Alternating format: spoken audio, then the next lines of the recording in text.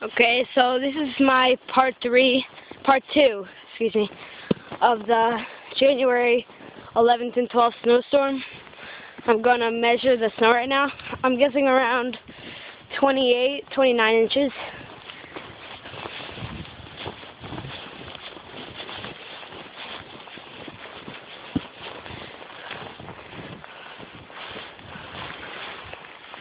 Let's see.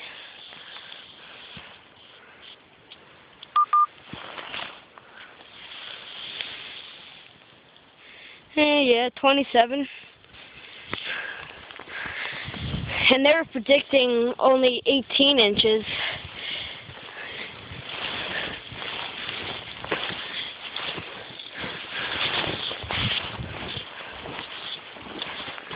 So in the morning I'm going to do a part 3 so you can see how big the pile of snow is right behind this tractor.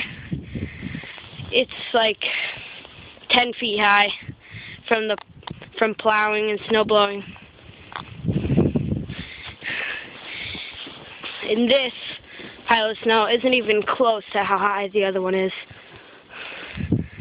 It's a little peek of it. You can't really see it that well.